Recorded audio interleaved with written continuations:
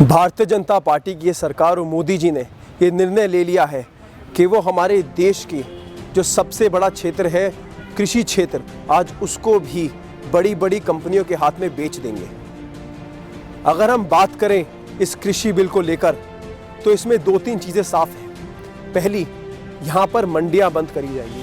वो मंडियाँ जहाँ पर एक किसान अपनी फसलों को, अपनी खेती को लेकर जाता है और वहाँ पर उसकी जो चीज़ होती है उसकी बोली लगती है और बहुत बारी उसको एमएसपी से ऊपर भी प्राइस मिलने के चांसेस होते हैं। पर आज उसी एमएसपी को हटाकर एक जो मूल्य मिलता है किसान को उसकी खेती का, आज वो हटाकर आप निजीकरण की तरफ किसानों को लेकर जा रहे हैं।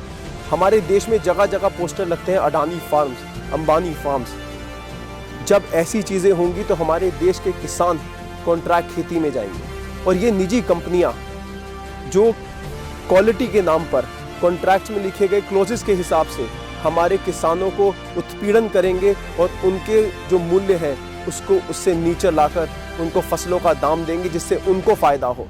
निजीकरण में सीधे फ़ायदा होता है और हमारे किसानों को फ़ायदा बिल्कुल नहीं होगा और निजी कंपनियां इसका फ़ायदा उठाएंगी।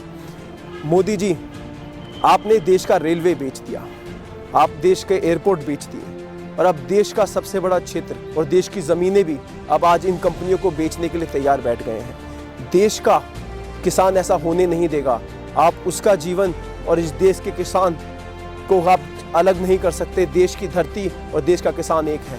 तो आज भारतीय युवा कांग्रेस आपसे एक आवाज़ में बोलती है कि आप इस बिल को वापस लीजिए और जब तक आप वापस नहीं लेंगे देश का किसान और भारतीय युवा कांग्रेस एकजुट होकर आपके खिलाफ आवाज़ उठाती रहेगी और अपनी देश की ज़मीन को बचाएगी और कहेगी जय जवान।